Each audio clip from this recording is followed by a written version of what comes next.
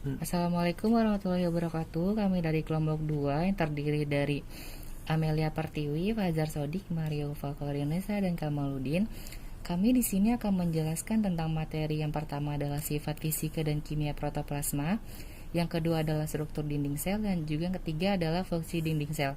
Kita masuk ke materi pertama, yaitu sifat fisika protoplasma. Protoplasma itu berasal dari bahasa Latin yang dari kata proto artinya pertama dan juga plasma artinya substansi, atau bisa kita jabarkan yaitu substansi dasar kehidupan yang terdapat dalam pada semua sel makhluk hidup. Orang pencetus pertama yang memberi nama protoplasma ini namanya Purkinje pada tahun 1840.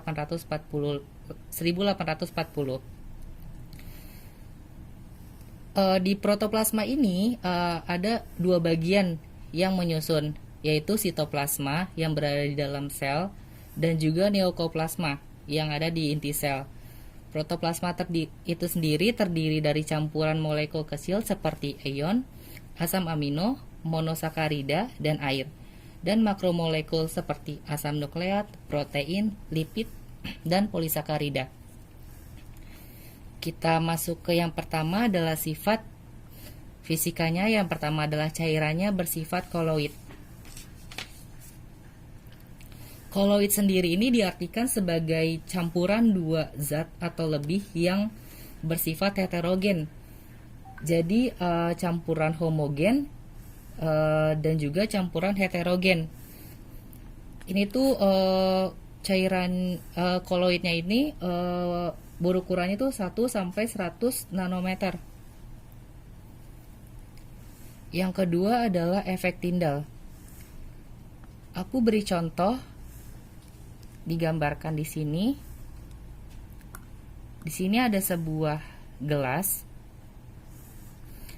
dan juga di sini ada gelas. Ini berisi larutan gula. Ini ada koloid. Contohnya adalah susu ya. Kita ambil contoh susu.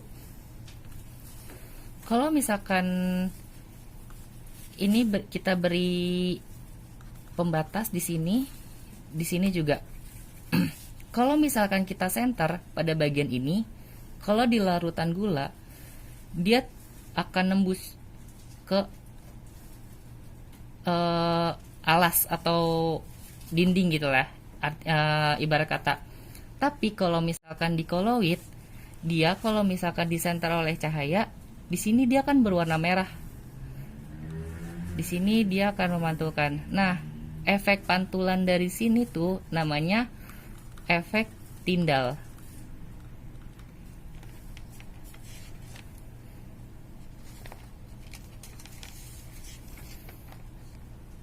Atau bisa kita jabarkan yaitu efek Tyndall itu memantulkan cahaya bila arah datang sinarnya tepat mengenai sistem koloidnya.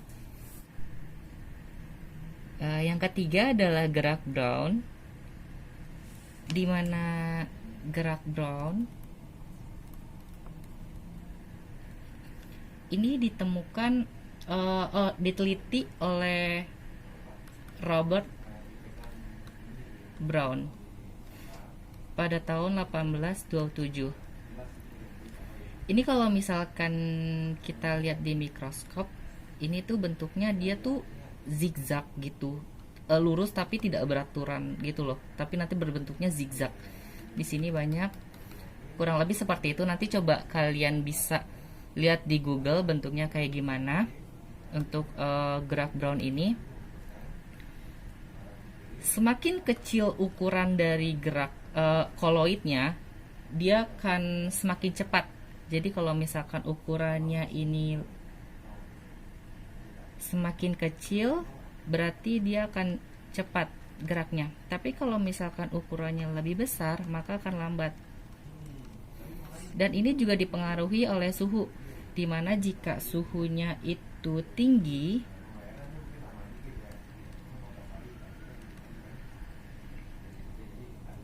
maka dia akan lebih cepat. Jika suhunya rendah, dia akan lambat.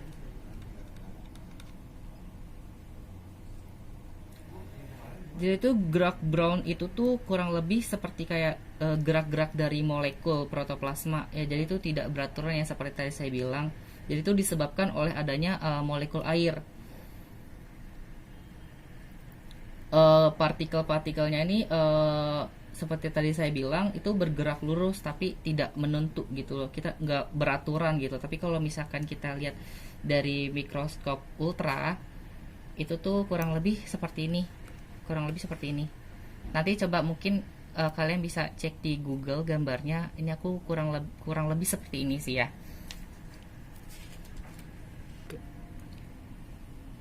Yang keempat ada viskositas, atau bisa kita sebut dengan kekentalan.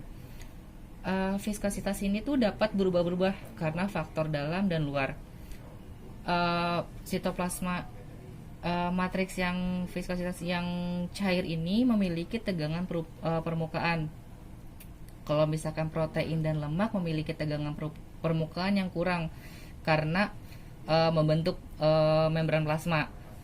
Sedangkan kalau misalkan bahan-bahan kimia misalkan garam, NaCl gitu, tegangan permukaannya tinggi, akibatnya NaCl menempati bagian yang lebih dalam pada matriks sitoplasma. Yang kelima ada koagulasi. Koagulasi ini adalah kemampuan menggumpal. Jadi partikel-partikel yang tersebar dalam protoplasma ini mempunyai muatan yang sama. Akibatnya dia tuh dari saling tolak yang berkelanjutan menyebabkan partikel-partikel ini tuh tidak dapat mengendap, dan keadaan ini tuh memperhatikan stabilitas koloid. Jika ion atau partikel koloidnya dibuat berlawanan muatan listriknya, itu akibatnya akan bersifat netral. Selanjutnya partikel-partikel dalam sistem koloidnya akan menggumpal. Mungkin kalian bertanya-tanya apa sih bedanya protoplasma sama sitoplasma? Kalau misalkan protoplasma sendiri itu adalah bagian hidup dari suatu sel yang memiliki fungsi untuk mengatur kegiatan transportasi sel yang bersifat permeable. Protoplasma itu sendiri itu diselubungi oleh membran plasma, sedangkan sitoplasma sendiri adalah bagian dari protoplasma. Sitoplasma ini bersifat nukleus yang berfungsi sebagai wadah bagi organel sel yang dibutuhkan oleh inti sel. Jadi secara garis besarnya itu sitoplasma ini adalah bagian dari protoplasma, dan protoplasmanya adalah bagian hidup dari sel. Seperti itu teman-teman.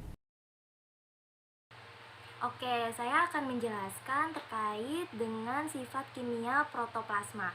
Yang pertama terdiri dari senyawa organik dan anorganik. Nah, pertama kita akan bahas dulu komponen apa saja ya yang terdapat dalam senyawa organik itu sendiri. Yang pertama ada air. Air di protoplasma memiliki fungsi sebagai pelarut zat organik dan anorganik dan sebagai media transportasi berbagai zat terlarut. Nah, selain air, terdapat juga garam mineral. Garam mineral ini memiliki salah satu peran penting, yaitu beberapa ion anorganik yang berperan sebagai kofaktor dalam aktivitas enzim, misalnya ion magnesium dan besi. Selanjutnya, setelah ada air dan ada garam mineral, di sini kita juga ada gas-gas. Jadi, di dalam sel ini terkandung gas-gas yang dihasilkan oleh metabolisme sel. Nah, jadi komponen anorganik itu ada apa saja?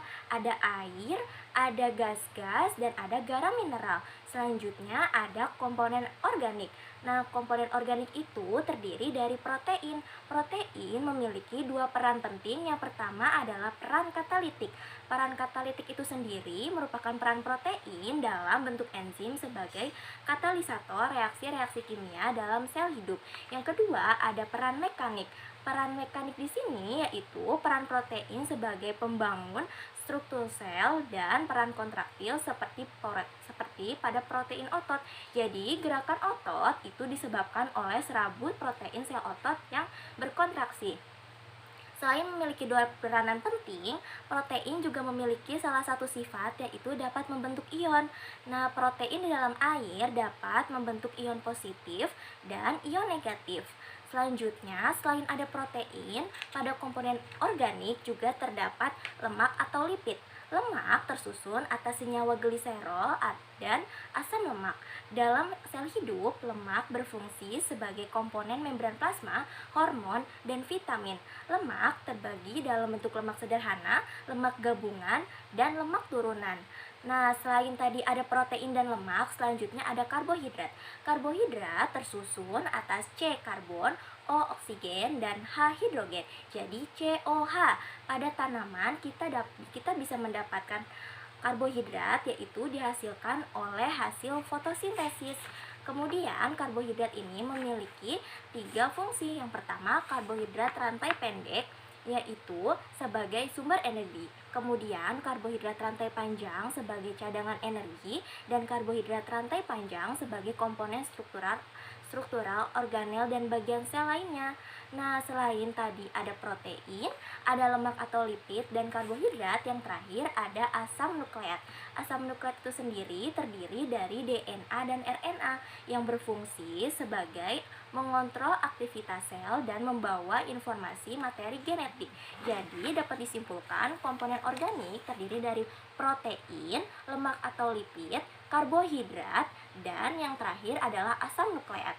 Selanjutnya, sifat kimia protoplasma yang kedua adalah mengandung enzim sebagai biokatalisator.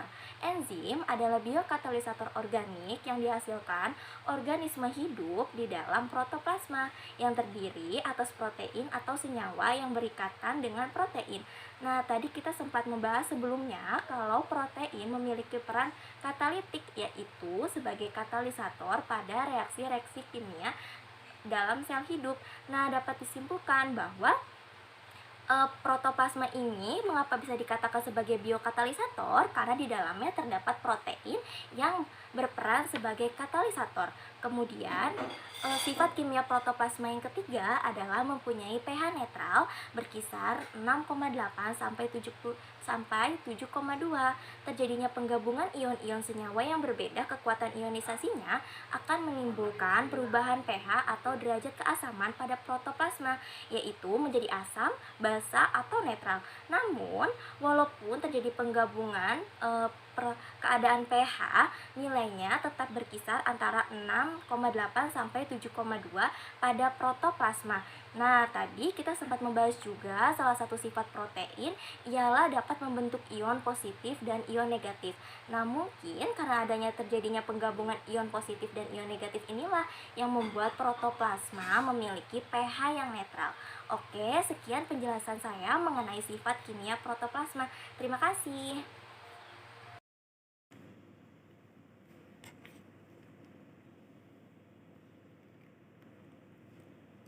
Assalamualaikum warahmatullahi wabarakatuh. Di sini saya akan menjelaskan struktur dinding sel. Jadi, struktur dinding sel adalah lapisan di luar membran sel yang mengelilingi jenis sel tertentu dan membatasi ruang bagi sel untuk mengembang. Dinding sel adalah ciri khas yang terdapat pada tumbuhan, jamur, alga, dan bakteri. Dinding sel tidak terdapat pada hewan dan protozoa. Dinding sel memiliki struktur yang fleksibel, kuat, tetapi ada juga yang kaku. Dinding sel mengakibatkan sel tidak bisa berkembang dan bergerak secara bebas, seperti pada sel tumbuhan. Tetapi, hal ini berdampak positif karena dinding sel bisa memberikan perlindungan, dukungan, dan menyaring atau filter terhadap struktur serta fungsi sel itu sendiri. Dinding sel juga bisa mencegah tekanan air yang berlebih ketika memasuki sel. Di sini ada 3 lapis struktur dinding sel. Yang pertama ada lamela tengah. Nah, lamela tengah itu adalah bagian terluar dari dinding sel. Bagian ini berfungsi sebagai penghubung sel atau perekat antara satu sel dengan yang lain. Karena itulah lapisan ini diberi nama lamela tengah.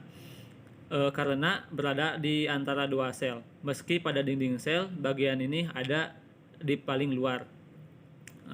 Lamela tengah bisa merekatkan sel satu sama lain karena mengandung paketin. Saat pembentukan sel, lamela tengah adalah lapisan yang berbentuk paling pertama. Yang kedua ada dinding sel primer. Nah, dinding sel primer ini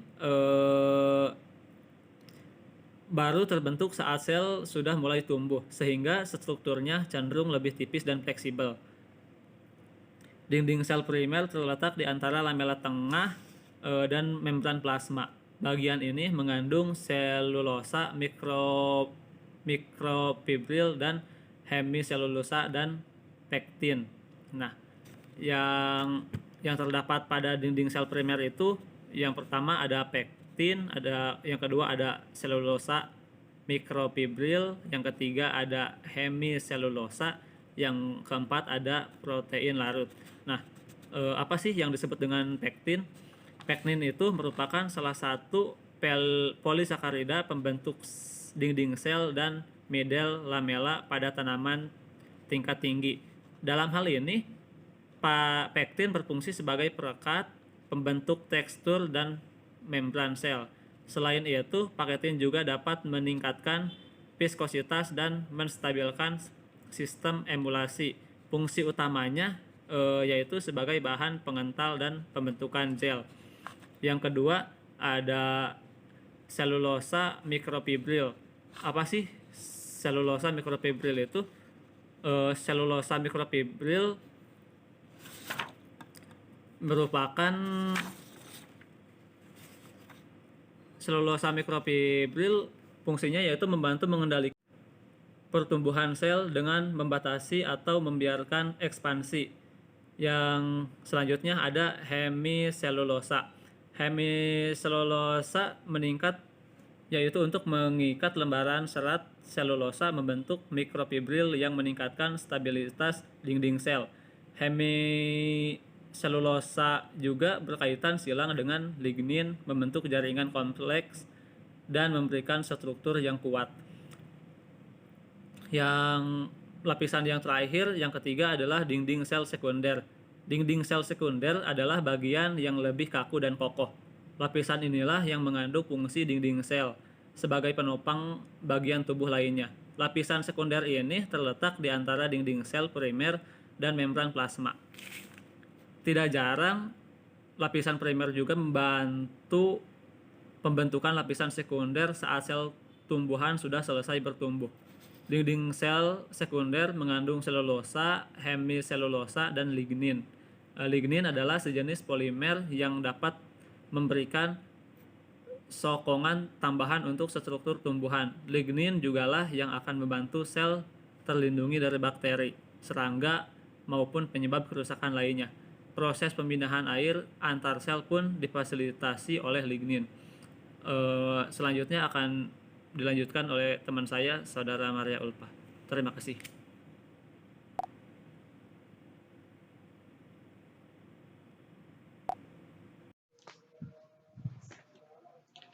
Fungsi dinding sel tumbuhan.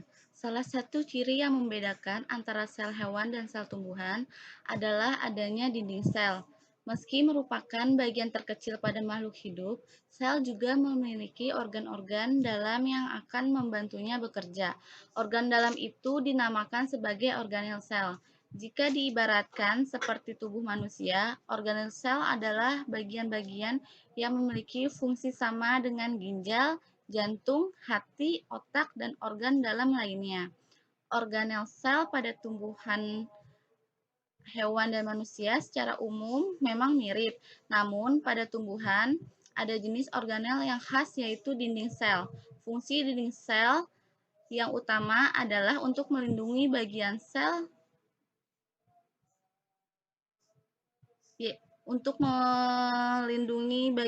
dalam sel, memberikan perlindungan serta penyaring filter terhadap tanaman itu sendiri. Selain ini, dinding sel juga dapat mencegah terjadinya tekanan air yang berlebih saat memasuki sel, sehingga dinding sel berperan penting dalam menjaga keseimbangan proses pertumbuhan. Namun, selain itu, masih ada beberapa fungsi lain yang juga dilakukan oleh lapisan ini. Berikut ini yang pertama, melindungi bagian sel yang lain, karena dinding sel terletak di bagian paling luar dari sel, maka fungsi utamanya adalah sebagai pelindung. Bagian ini akan melindungi sel dari tekanan secara mekanis, sekaligus menyesuaikan dirinya dengan kondisi kimiawi di sekitarnya. Tumbuhan memiliki sifat tidak dapat berpindah atau bergerak. Oleh karena itu, jenis makhluk hidup ini membutuhkan perlindungan. Dinding sel memiliki kemampuan untuk menjadikan tumbuhan kaku sehingga berperan penting dalam memberikan perlindungan dan serangan patogen serta mikroorganisme yang berbahaya. Yang kedua, dinding sel berfungsi memfasilitasi sirkulasi dan distribusi sel. Dinding sel tidaklah padat. Pada lapisannya, organel yang satu ini memiliki lubang-lubang yang disebut plasmodesmata. Lubang ini dapat menjadi jalur lewatnya air, mineral, maupun nutrisi lain yang dibutuhkan oleh sel, sehingga proses distribusi dan sirkulasi dalam sel bisa lancar. Yang ketiga, menjadi penopang sel. Di saat yang bersamaan, struktur dinding sel kaku membuat sel-sel bisa jadi lebih stabil. Hal ini berguna untuk menopang bagian-bagian tumbuhan lain seperti daun dan batang agar bisa tetap kokoh dan kuat pada tempatnya. Yang keempat, sebagai fungsi penyimpanan. Nah, sebagai tempat penyimpanan molekul yang berperan untuk merasakan mikroba-mikroba penyebab penyakit. Bagian ini juga akan membantu pembentukan jaringan baru pada tumbuhan. Dan yang terakhir, mencegah kerusakan tanaman. Ada kalanya tanaman menerima air seperti saat terlalu sering disiram atau ketika musim hujan. Pada kondisi ini, jika air terlalu dibuang atau hilang, maka lama-kelamaan akan rusak atau yang dalam istilah biologisnya disebut overekspansi. Dengan adanya dinding sel, kelebihan air dalam sel bisa dikeluarkan sehingga tanaman bisa tetap tumbuh dengan baik. Mungkin itu saja yang dapat kelompok 2 sampaikan, kurang lebihnya mohon maaf. Jika ada pertanyaan, kita lanjut ke WhatsApp group. Terima kasih. Wassalamualaikum warahmatullahi wabarakatuh.